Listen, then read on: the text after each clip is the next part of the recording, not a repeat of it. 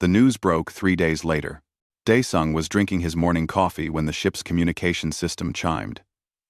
He'd been avoiding the news feeds, focusing instead on navigation and keeping them in neutral space, but curiosity got the better of him. He activated the main display. His face stared back at him from the screen. "Breaking news from the Velthron Empire," the anchor announced. She was a Threxian, with 4 eyes and blue skin. Ambassador Velthar has reported that his daughter, Princess Issa of House Velthar, has been kidnapped by a human cargo pilot. The Empire is demanding immediate council intervention. Daesung nearly dropped his coffee. The screen showed an image of Issa, clearly taken at some formal event. She wore elaborate robes covered in the silver markings of her family. She looked miserable. Then the screen split, showing his pilot license photo next to hers. The human, identified as Captain Daesung of the vessel Times Morning Song *, is believed to be holding the princess against her will, the anchor continued. Velthron officials have expressed concern for her safety, given humanity's documented tendency toward impulsive and emotionally driven behavior. Another anchor, this one a tall insectoid Kresh, clicked his mandibles in what passed for laughter among his species. "I'm sorry, but am I the only one finding this amusing? A human trying to care for a Velthron noble? What's next? Letting a child pilot a starship?" The Threxian anchor joined the laughter. The Velthron Empire has long been known for their sophisticated child-rearing practices. I can't imagine what the ambassador must be thinking. Daesung turned off the display. His hands were shaking, though, whether from anger or fear, he wasn't sure. "They're saying you kidnapped me." He turned. Isa stood in the doorway, wearing the same oversized clothes. She'd been sleeping in the crew quarters for the past 3 days, slowly recovering her strength. "Yeah," Daesung said. "They are. I should go back." Her voice was flat. "Before you get in more trouble. Do you want to go back?" Isa's silver eyes met his. "No, but I don't want to destroy your life either." "My life wasn't that great anyway," Daesung said. It was meant as a joke, but it came out sad. He cleared his throat. "Besides, it's too late now. They know who I am. Even if I returned you, they'd probably arrest me anyway." The communication system chimed again. This time it was an incoming call, not a news feed. Daesung checked the ID and relaxed slightly. G1. He accepted the call. A woman's face appeared on the screen, her expression tight with worry. She was Korean like him, with short black hair and sharp eyes that missed nothing. "Tell me you didn't," G1 said immediately. "I didn't," Daesung replied. "The news says you kidnapped a Velthron princess. The news is wrong." G1 studied him for a long moment. "You know they're putting together a bounty, right? Every hunter from here to the Outer Rim is going to be looking for you." "I figured. This is insane," Daesung. "Even for you." She paused. "Where is she?" Issa stepped into view of the camera. "I'm here. And he didn't kidnap me. I asked him for help." G1's expression softened slightly when she saw Issa. "How old are you, kid?" 16 by human years. "And you ran away from home?" Issa's jaw tightened. It wasn't a home. It was a prison. Something in her voice must have convinced G1, because she sighed deeply. "But that doesn't change the fact that half the galaxy thinks you're a kidnap victim, and he's a criminal." "What do we do?" Daesung asked. "Right now, lay low. I'll see what I can dig up about the situation.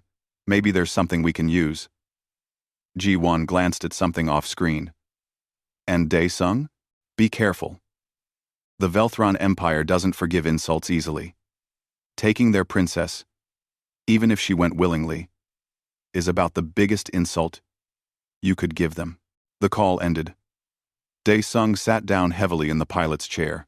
"I'm sorry," Issa said quietly. "Stop apologizing," Daesung replied. "You didn't do anything wrong." Over the next week, things got worse. Much worse. The news coverage exploded. Every major network in the galaxy picked up the story, and they all had the same angle. Look at the stupid human who thought he could care for an advanced species.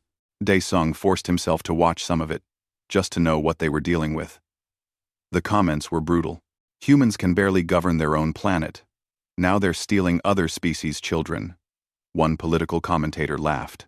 This is typical human behavior. Another expert explained. They're driven by emotions rather than logic. He probably felt sorry for her and acted without thinking about the consequences. The council should use this as an example of why humanity needs more oversight. A Velthron official suggested.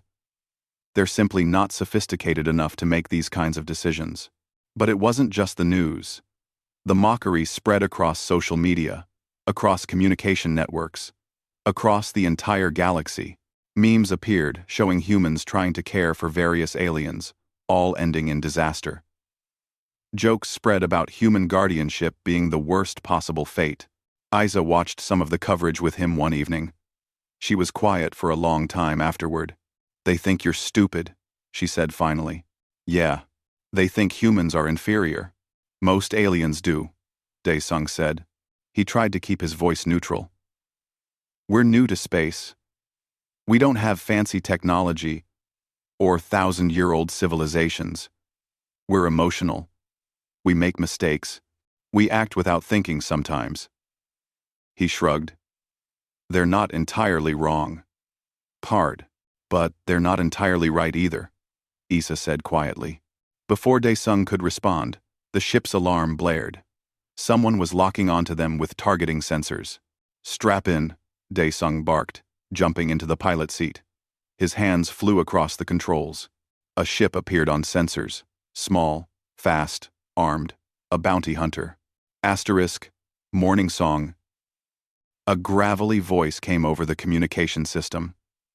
Power down your engines and prepare to be boarded. I'm here for the Velthron girl. Do this peacefully, and you won't be harmed. Not happening, Daesung muttered. He punched the engines, sending the ship into a sharp turn. Warning shots fired past them. The bounty hunter wasn't playing around. You can't outrun a hunter ship, Isa said. She'd strapped into the co-pilot seat. Strangely, she didn't look scared. She looked focused. I know, Daesung said. But I can outthink one. The asteroid field, Isa said suddenly, pointing at the navigation display. There, 2 degrees port. It's dense. Too dense. We'll be crushed. No, we won't. Look at the composition readings. Most of them are ice and dust.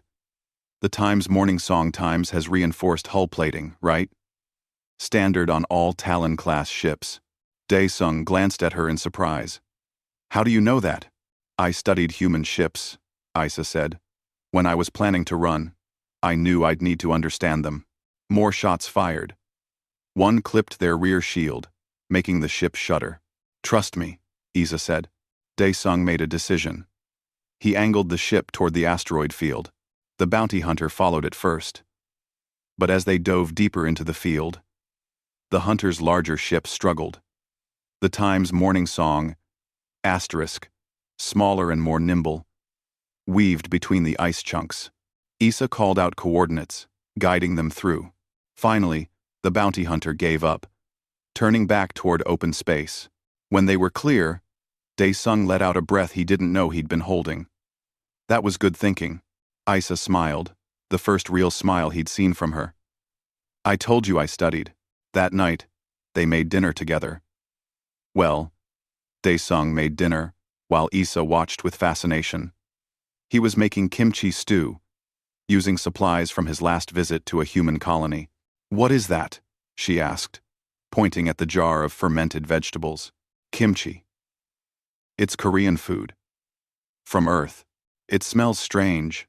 That's the fermentation. Try it. She did, cautiously. Her eyes went wide. It's spicy. And sour. And... She paused, searching for the word. Good. It's really good, Daesung chuckled. Glad you like it. As they ate, Isa asked him questions. about Earth, about Korean culture, about human food. She was curious about everything, soaking up information like a sponge. I used to watch human broadcasts, she admitted. Secretly, my father would have been furious if he knew. But I loved them. The shows about families, about people helping each other even when it was dangerous or foolish. Why? Daesung asked. Because nobody helped each other like that in my world. Isa said softly. Everything was about duty, about politics, about what was proper. Nobody ever asked what I wanted. Nobody ever fought for me. She looked at him. Daesung felt something tighten in his chest. You barely know me. I know enough, Isa said. I know you helped a stranger when you didn't have to. I know you're risking everything even though the entire galaxy is laughing at you. She paused. I know you gave me a choice. That's more than anyone else ever did. Later, after Isa had gone to sleep, Daesung sat in the cockpit staring at the stars. Ji-won called again. It's getting worse, she said without preamble. The Velthron Empire is threatening trade sanctions against human colonies if you're not turned over. The Council is starting to pay attention. What do I do? I don't know, Ji-won admitted. But Daesung? Whatever happens, that kid in there? She's lucky to have found you. The screen went dark. Daesung sat alone with the stars and his thoughts, wondering how long their luck would hold. The summons arrived 2 weeks later. Daesung stared at the official council document on his screen. It was written in formal standard galactic, the kind used for legal proceedings. The message was clear. Appear before the Galactic Council Tribunal, on Station Prime, within 10 days, or be declared an outlaw and hunted across every system. They're giving us a choice, Ji-won said over the communication line. She'd been helping them hide, routing them through quiet systems. Show up and make your case, or run forever. Some choice. Daesung muttered. Actually, it's better than I expected, Ji-won said. The council could have just authorized military action. The fact that they're willing to hear you out means someone important is at least curious about your side of the story. Isa sat next to Daesung, reading the summons carefully. She'd learned to read Standard Galactic better over the past weeks, practicing every day.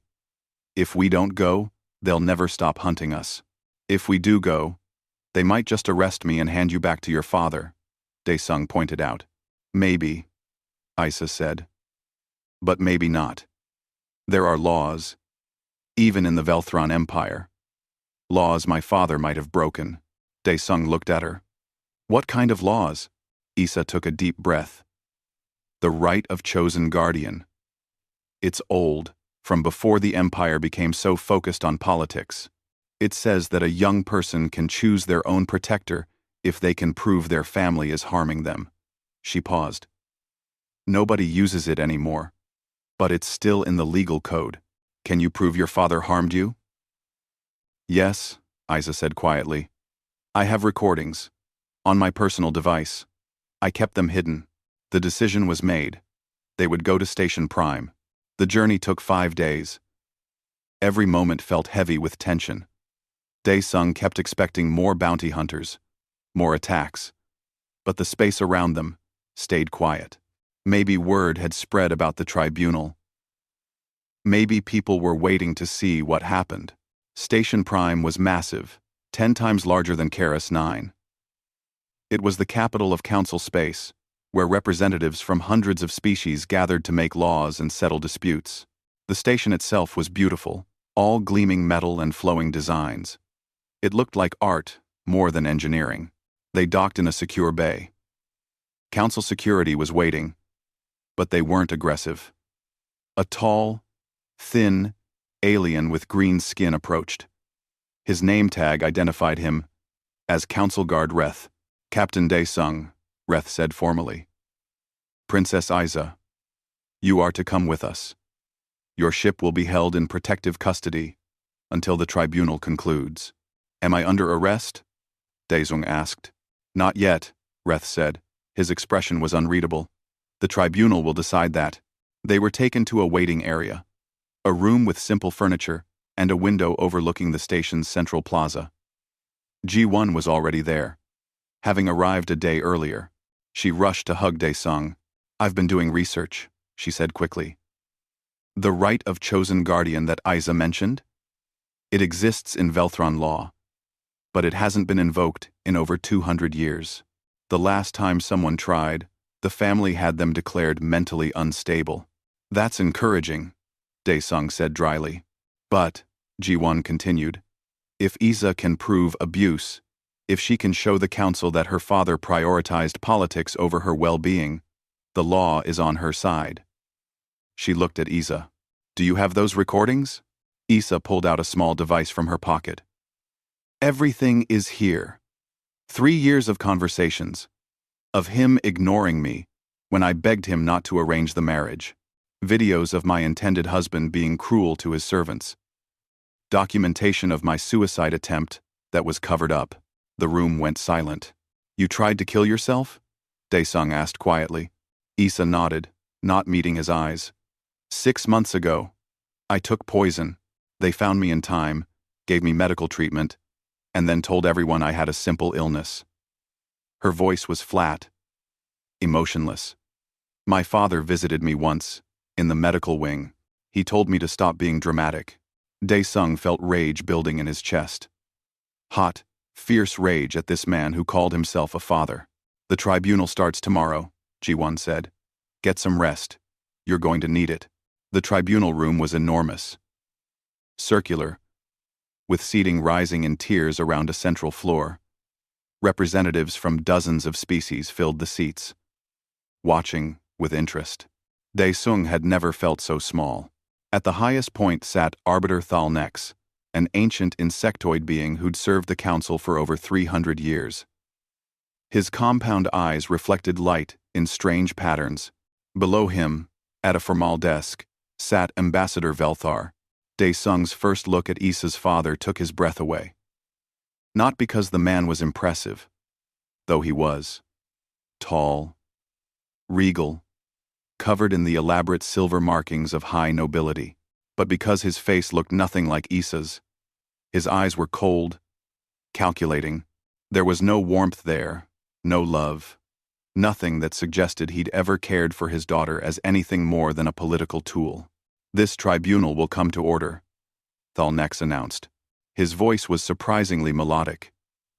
"We are here to address the matter of Princess Isa of House Velthar and the human Captain Dae-sung." The proceedings began. Ambassador Velthar spoke first, his voice smooth and confident. "Honored Arbiter, esteemed council members, I come before you seeking justice.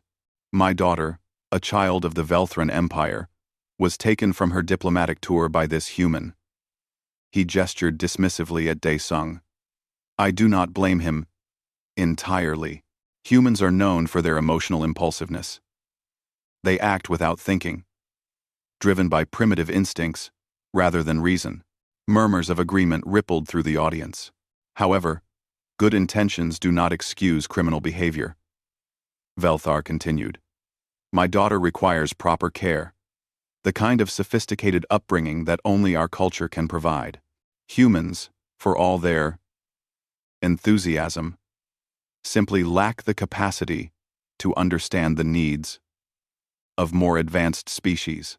He went on for another 10 minutes, painting Dae-sung as a well-meaning fool who'd made a terrible mistake. The audience seemed to agree. Dae-sung could feel their judgment, their certainty that he was too stupid, too primitive, too human to know better. Then it was his turn to speak. Dae-sung stood slowly. He'd prepared a speech, worked on it with Ji-won for hours. But standing there, looking at all those alien faces, at their certainty that humans were inferior, he forgot every word. Instead, he spoke from his heart. "I'm not a sophisticated man," he began. His voice was quiet, but it carried in the silent room. "I'm a cargo hauler. I move things from one place to another. That's what I do. That's all I've ever done. And yeah, I'm human. We're emotional. We make mistakes. We act without thinking sometimes." He paused, looking at Ambassador Velthar. But I know one thing. I know that when a child asks for help, you help them. I don't care what species they are. I don't care about politics, or diplomatic protocols, or what's proper. When a scared kid is hiding in a ventilation shaft, bleeding and starving, you don't walk away. You don't calculate the consequences. You help. The room was completely silent now. The ambassador says I kidnapped his daughter. He's lying. Issa came with me willingly. She asked for help, and I gave it. That's not kidnapping. That's called being a decent person. Daesung's voice grew stronger. And if being decent means acting on emotion instead of cold calculation, then yeah, I'm guilty. Humans are guilty. We'd rather help someone and face consequences than leave them to suffer because it's politically convenient. You dare question my care for my daughter? Velthar's voice was icy. Yeah, Daesung said. I do. Because a father who cared wouldn't force his daughter to marry someone who scares her. A father who cared would have listened when she begged him to stop. A father who cared would have noticed when she tried to kill herself. Gasps echoed through the chamber. Velthar's face went pale. Arbiter Thalnex, Issa's voice rang out. She stood from her seat, small but steady.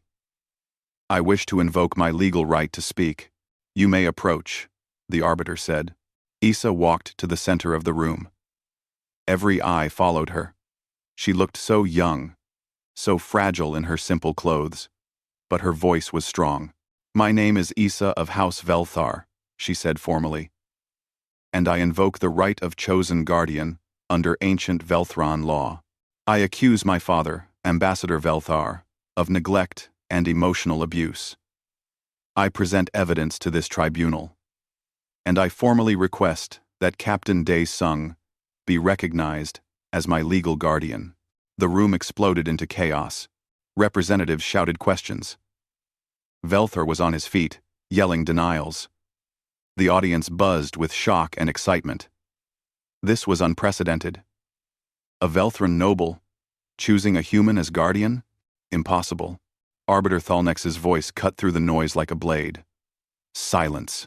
The room obeyed instantly. Princess Issa, the arbiter said slowly, do you understand what you are claiming? The right of chosen guardian has not been invoked in over 2 centuries.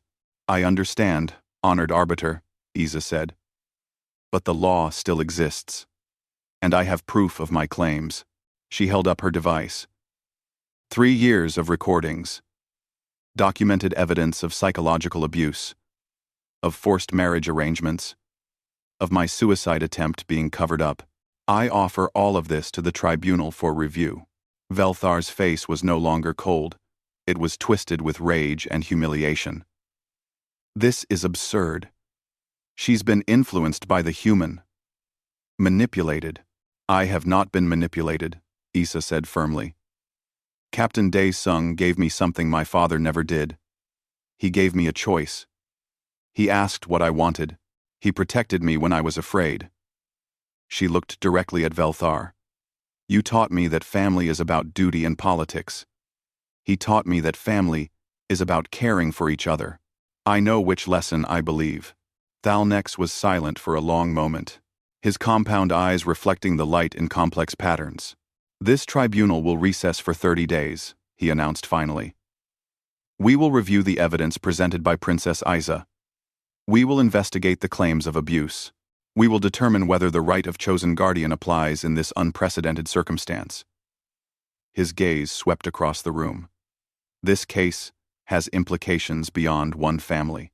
It touches on questions of parental rights, species relations, and the very nature of guardianship. We will not rush to judgment. The gavel fell. The tribunal was adjourned. As security led them from the room, Daesung heard the whispers starting. Some angry, some shocked, some curious. The galaxy had watched, expecting a simple case of human stupidity.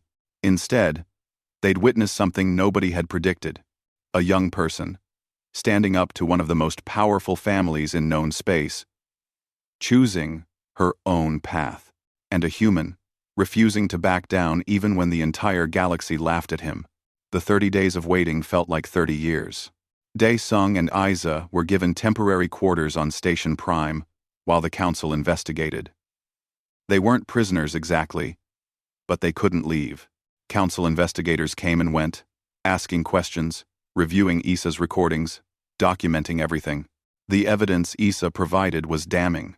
The recordings showed Ambassador Velthar dismissing his daughter's fears, telling her that her feelings didn't matter, that politics was more important than her happiness. They showed her intended husband, Commander Rathik, treating his servants with casual cruelty. They showed medical records from Isa's suicide attempt, marked as illness in the official files. But what shocked the investigators most was the frequency. This wasn't occasional neglect. For 3 years, Isa had begged her father to listen. For 3 years, he'd ignored her. Why didn't anyone notice? One investigator asked Isa during an interview. They noticed, Isa said quietly. They just didn't care. In my father's circles, children are assets. Tools for making alliances. Nobody asks if we're happy. They only ask if we're useful. The interview was leaked to the media. Within hours, it had spread across the galaxy. The public reaction was complicated. The older generation, particularly among the more traditional species, sided with Velthar. They saw Isa's rebellion as disrespectful, her choice of a human guardian as an insult to Velthron culture. But the younger generation had a different view. It started with a simple post on the Galactic social network. A young Velthron named Kale wrote, "I ran away from an arranged marriage 5 years ago. I've been hiding ever since. Isa is braver than I ever was. She deserves to choose her own life. Number Swef. I'm ran by there's that braying. Our ran way. I ran way. I maybe ran our ran way." The post went viral. Thousands of young aliens from across the galaxy began sharing their own stories. Forced marriages. Ignored pleas for help. Families that valued tradition over their children's well-being. The hashtag number #ChooseYourFamily spread like wildfire. Ji-won showed Dae-sung some of the posts one evening. "I didn't start anything," Dae-sung protested. "I just helped one kid."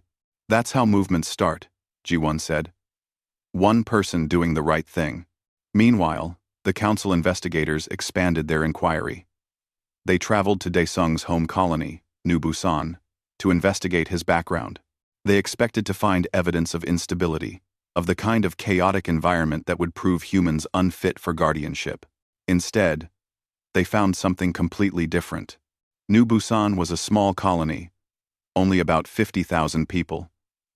It wasn't wealthy or advanced. The buildings were practical rather than beautiful, but it was clean, organized, and peaceful. The investigators interviewed Dae-sung's neighbors. Han Sol, an elderly retired teacher who lived next door, spoke first. "Dae-sung, I've known him for 12 years, Han Sol said. "He's a good man. Quiet. Keeps to himself mostly. But when the Chen family's house burned down 3 years ago, he gave them money to rebuild. Didn't ask for repayment. Didn't want recognition. Just helped. Because it was the right thing to do." The investigators recorded everything. Bo-ra, the colony's doctor, testified next. "When the investigators came asking about Velthron biology, I spent 2 weeks studying everything I could find. If Isa stays here, I want to be prepared to treat her properly." She paused. "That girl deserves someone who will fight for her. Dae-sung is that person." More testimonies followed. The owner of the local restaurant where Dae-sung ate when he was home. The mechanic who serviced his ship. The children he'd taught basic piloting to when they asked. Every single person spoke of his character, his kindness, his reliability. But is he sophisticated enough to raise an alien noble? The lead investigator asked Han Sol. The old teacher laughed. "Sophistication? You think that matters? That girl needs someone who will listen to her, protect her, help her become who she wants to be. Dae-sung can do that. He did it for his own daughter before she died." The investigator paused. "He had a daughter?" Yejin, Hansel said softly. She was 10 when the colony attacks happened. Dae-sung and his wife were off-world on business. By the time they got back, both their daughter and the attackers were gone. His wife couldn't handle the grief. She left. But Dae-sung stayed, worked through his pain, learned to live with the loss. He looked directly at the investigator. You ask if he can care for a traumatized child? He knows exactly what trauma looks like. He knows how to be patient, how to be present, how to not give up when things are hard. The interview was included in the official report. Back on Station Prime, Velthar was having his own problems. Someone, nobody knew who, leaked his private communications. Messages to other nobles discussing Issa's marriage as a strategic asset acquisition. Conversations about silencing her complaints before they became public. Plans to have her declared mentally unstable if she continued to resist. The leaks destroyed his reputation. Other Velthron nobles began distancing themselves from him. Political allies withdrew support. The marriage arrangement with Commander Rathek was quietly cancelled. Velthar tried to strike back. He hired investigators to dig into Dae-sung's past, looking for any hint of scandal or crime. They found nothing. He attempted to bribe council officials. 2 accepted his money and were immediately arrested. Then he made his biggest mistake. In a desperate attempt to regain control, Velthar hired an assassin to kill Dae-sung. The assassin was caught before he could act. Station Prime. Security had been watching Velthar closely, expecting exactly this kind of move. The assassin confessed immediately, providing evidence of Velthar's involvement. The news spread across the galaxy in minutes. Ambassador Velthar attempts murder of human guardian, the headline screamed. Public opinion, which had been divided, shifted dramatically. Even those who'd supported Velthar's claims about human inadequacy had to admit that attempted murder was worse than emotional impulsiveness. Dae-sung learned about the assassination attempt from Ji-won. His first reaction was anger. His second was fear. He's getting desperate, Ji-won said. That's good for us legally, but dangerous for you personally. I don't care about me, Dae-sung said. But Issa is safe, Ji-won assured him. Security has been tripled. Nobody is getting near either of you. Ji-won paused. Wei. Ji-won paused. We can't sing. That evening, Dae-sung and Issa sat in their quarters, watching the news coverage of the assassination attempt. Issa was quiet. Her face, unreadable. Are you okay? Dae-sung asked. I knew he was cruel, Issa said softly. I knew he didn't love me, but I didn't think he'd try to kill someone just to get me back. She looked at Dae-sung. I'm sorry. This is all my fault. Stop, Dae-sung said firmly. None of this is your fault. Your father's actions are his own choice. But if I hadn't asked you for help, then you'd be married to that commander right now. Miserable and trapped. Or worse. Dae-sung shook his head. I'd rather deal with assassins than know I left you to suffer. Dae. Issa was quiet for a long moment. Then, very softly, she said, You remind me of the fathers in the human shows I used to watch, the ones who would do anything to protect their children. Something twisted in Dae-sung's chest.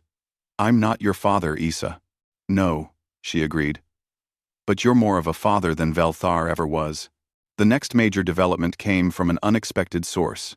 A young Velthron arrived at Station Prime, requesting to testify at the tribunal. His name was Kale, the same person who'd started the number Choose Your Family movement. He was thin, nervous.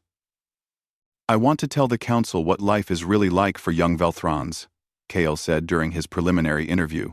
The arranged marriages, the emotional manipulation, the way our voices are silenced. Issa isn't the first to run away. She's just the first to fight back publicly. The investigators listened carefully. Kale provided documentation of an underground network of runaway Velthron youth. Hundreds of them, scattered across the galaxy, hiding from their families. In and two, quote, some had been running for years. Some had attempted suicide.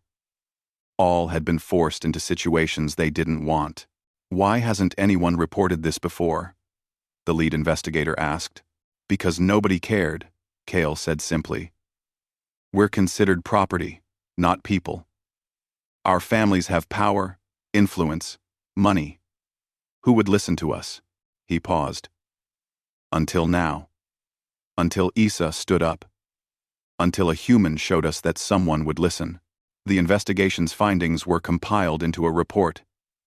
It was hundreds of pages long, filled with testimonies, evidence, and analysis. The conclusions were clear. Known. Ambassador Velthar had systematically neglected his daughter's emotional well-being for years. He had ignored her pleas, covered up her suicide attempt, and forced her into an arrangement she feared. His actions constituted abuse under both Velthron and council law. Furthermore, the investigation found that this abuse was not isolated.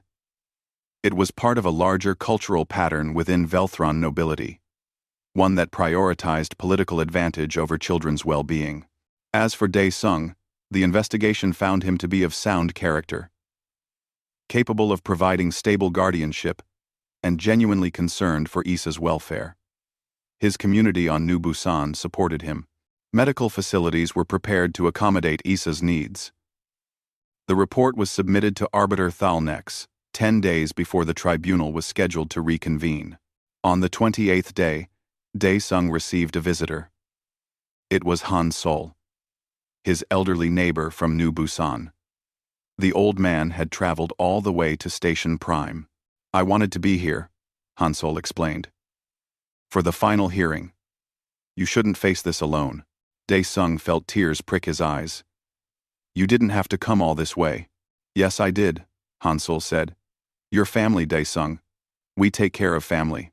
The next day, more arrivals. Bo-Ra came, along with several other residents of New Busan. They filled the visitors' gallery, wearing matching shirts that said, "New Busan supports Dae Sung." G1 orchestrated the whole thing, grinning at Dae Sung's shocked expression. "And we protect our own."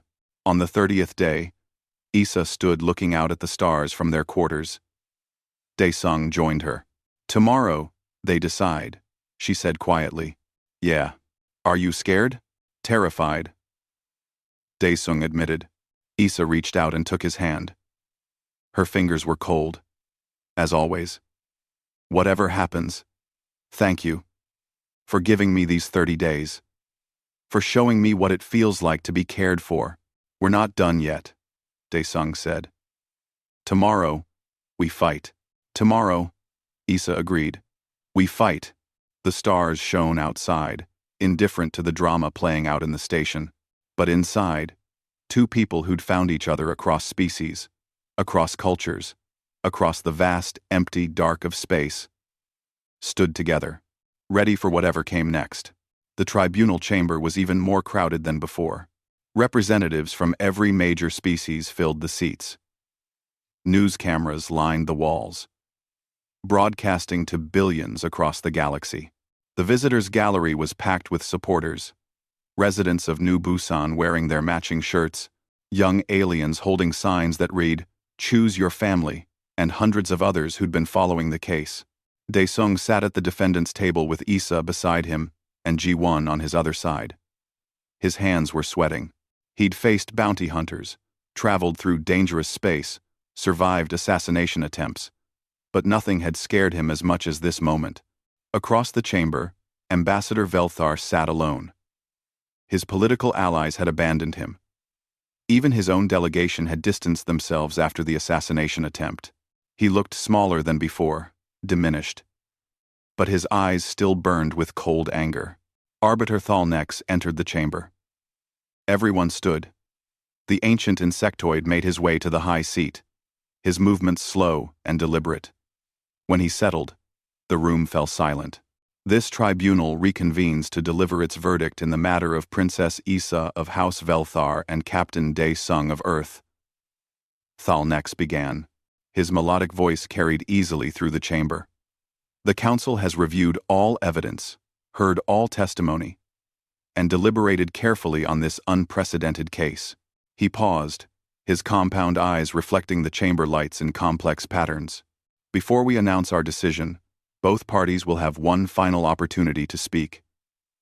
Ambassador Velthar, you may address the tribunal. Velthar stood. For a moment, he looked like he might refuse to speak. Then he straightened, drawing on his diplomatic training. Honored arbiter, esteemed council members, he began. His voice was controlled, but Dae-sung could hear the strain beneath it. I have served the Velthron Empire for 40 years. I have negotiated treaties, prevented wars, brought prosperity to my people. Everything I have done for the good of our civilization. He glanced at Isa, and for just a moment, something like pain crossed his face. I raised my daughter according to our traditions, preparing her for the responsibilities of her station.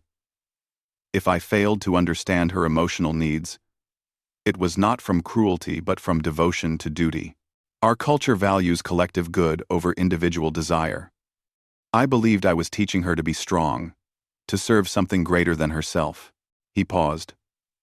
I asked the council to remember that different species have different values. What humans call emotional neglect, Velthrons call proper education. My daughter's place is with her own people, learning her own culture. To grant this human guardianship is to erase her heritage. Velthar sat down. The chamber was quiet. His words had been carefully chosen, appealing to cultural relativism and tradition. Some of the older council members nodded. Captain Dae-sung, Thalnek said, you may speak. Dae-sung stood slowly. He'd prepared something again, worked on it with Ji-won late into the night.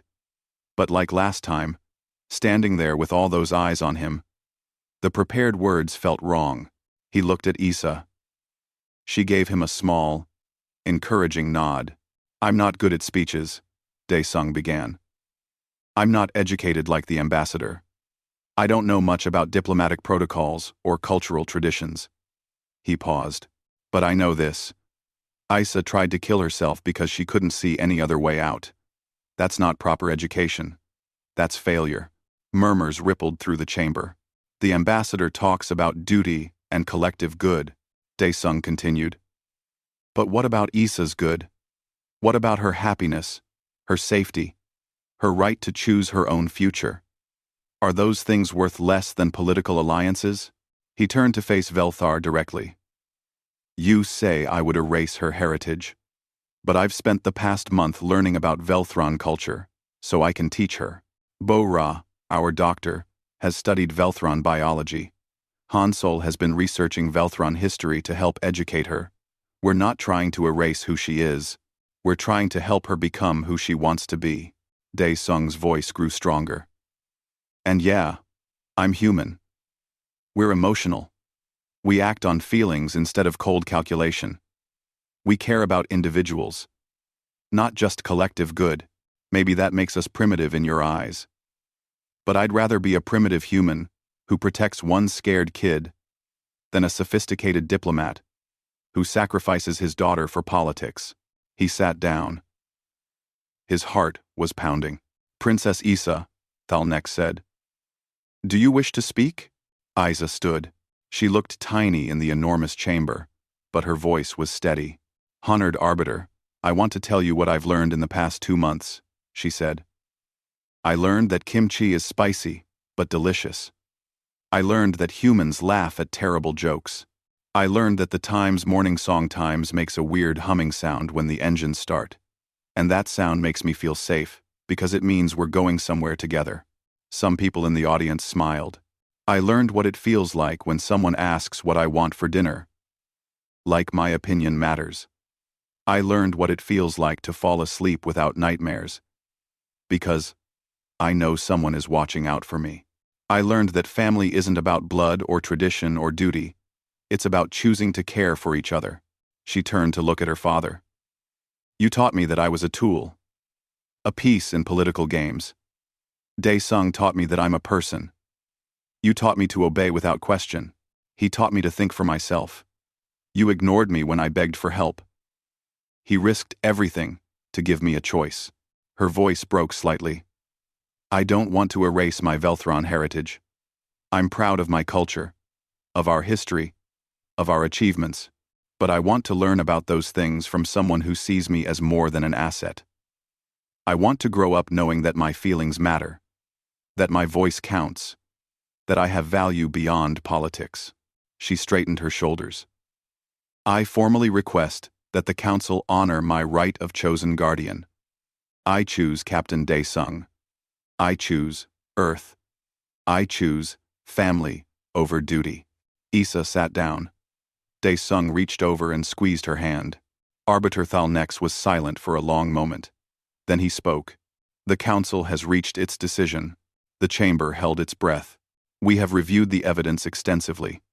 The recordings provided by Princess Issa document years of emotional neglect and manipulation by Ambassador Velthar, his dismissal of her suicide attempt, his forced marriage arrangement, his attempts to silence her voice. These constitute abuse, under both Velthron and Council law. Velthar's face went pale. Furthermore, Thalnex continued, the investigation revealed that this abuse is not isolated but systematic within certain levels of Velthron society. The Council cannot ignore widespread harm simply because it is traditional. He turned his compound eyes toward Daesung. As for Captain Daesung, the investigation found him to be of sound character, capable of providing stable guardianship, and genuinely committed to Princess Issa's well-being. His community supports him. Medical and educational facilities are prepared to accommodate her needs. He has broken no laws. To this, he has broken no laws. Thalnex's voice grew formal. Therefore, the Galactic Council recognizes Princess Issa's invocation of the right of chosen guardian as valid and legally binding. Captain Daesung is hereby granted full legal guardianship of Princess Issa, effective immediately. The chamber erupted. Half the audience cheered. The other half shouted in protest. Velthar was on his feet, yelling about tradition and cultural sovereignty. The news cameras captured everything. Thalnex's voice cut through the chaos. However, this guardianship comes with conditions. The room quieted slightly. First, Princess Issa will receive regular welfare checks for the next 2 years to ensure her safety and well-being. Second, she must receive education about Velthron history, culture, and traditions to maintain connection with her heritage. Third, when she reaches adulthood at age 21, she will have the right to return to Velthron society if she chooses. Thalnex paused. Additionally, this verdict establishes precedent. The Council recognizes that minors of any species may invoke the right of chosen guardian or similar protective measures if they can document parental abuse or neglect. We are forming a committee to investigate and reform harmful practices across member species. He brought down his gavel. This tribunal is adjourned.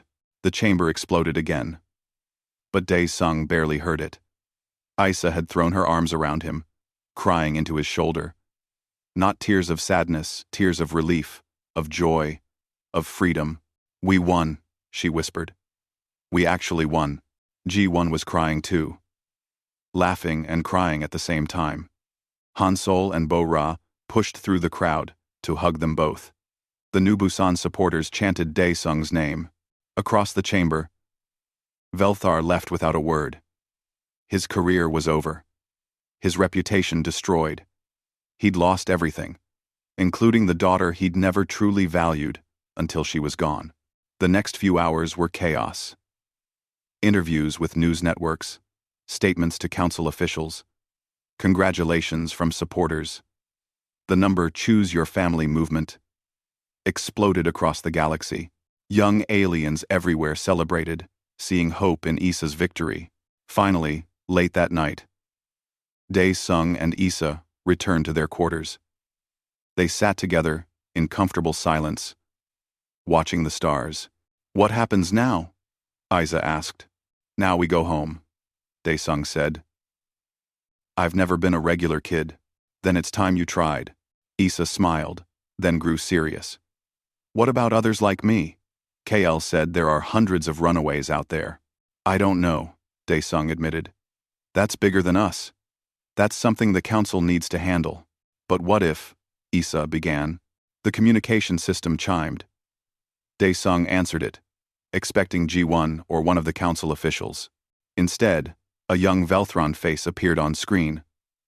Then another. Then three more. All teenagers. All looking scared, but hopeful. Captain Daesung? The first one said, My name is Mira. I saw what you did for Isa. I ran away from my family 6 months ago. I've been hiding on a mining station. But I'm tired of hiding. I want to choose my own guardian too. Can you help me? Daesung stared at the screen, overwhelmed. Behind Mira, he could see the others nodding. He looked at Isa. She was smiling. That brave, bright smile she'd learned to wear over the past weeks. So? She asked. Are we going to help them? Daesung thought about his small ship, his modest colony, his simple life that had become anything but simple. He thought about all the scared kids out there, running and hiding, and hoping someone would care. He thought about his daughter Yejin, who he couldn't save. But maybe, just maybe, he could save these others. Yeah, he said finally, turning back to the screen. Yeah, we're going to help you. It won't be easy. It'll probably be dangerous. But if you're willing to fight for your freedom, we'll fight with you. 1 year later, New Busan had grown. 3 more Velthron teenagers lived in the colony now, along with 2 young Threxians and a creche who'd escaped similar situations. The council's reforms were slowly making change across the galaxy, but some kids still needed immediate help. Daesung and Isa ran what they called the Safe Harbor Network, working with Kale and other activists to help runaways find safe places and legal guardians. It was exhausting, dangerous work, but it mattered. The Times Morning Song Times was docked in its usual bay, ready for the next rescue mission.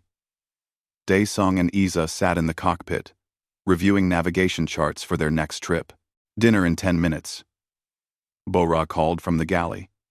She'd moved in 3 months ago, officially as the colony's doctor, unofficially as part of their growing family. Coming, Daesung called back. He looked at Isa. You ready for the Engineering Academy entrance exam next month? Nervous, Isa admitted. But ready. I'm designing a new ship, better for rescue missions. Faster, more fuel efficient, harder to track. That's my girl, Daesung said proudly. Isa grinned. Then her expression grew thoughtful. Do you ever regret it? Helping me that day on Karis 9? Your life was simpler before. Daesung thought about it. He thought about the bounty hunters, the assassination attempts, the tribunal, the sleepless nights, worrying about keeping these kids safe. He thought about how his quiet, lonely life had transformed into something chaotic and challenging and exhausting. Then he thought about Isa calling him Appa, about teaching Mira to cook Korean food, about watching these scared kids learn to laugh again, to hope again, to trust again. No, he said simply. No regrets. The communication system chimed. Another call, another runaway asking for help. Fire up the engines, Daesung said. Looks like we've got work to do. Isa's fingers flew across the controls. The Times Morning Song. Times hummed to life. That familiar sound that meant adventure, danger, and hope. They launched from New Busan into the starfield, 2 people who'd found each other across impossible odds, now helping others do the same. The galaxy had laughed when a human dared to adopt an alien teenager. They'd called him stupid, primitive, emotionally impulsive, but their laughter had died when Isa chose him, when others followed her example, when change began to spread across the stars. Because the galaxy learned something important that day in the tribunal. Humans didn't build families through blood or politics or tradition. They built families through choice, through care, through the stubborn refusal to abandon someone who needed help. And nothing in the galaxy was more powerful than a human who'd chosen to care. The Times Morning Song Times disappeared into the dark, carrying its crew toward whatever came next. Behind them, New Busan's lights glowed warm and welcoming, a beacon for anyone still searching for home. The story wasn't over. It was just beginning. But that, as they say, is another tale.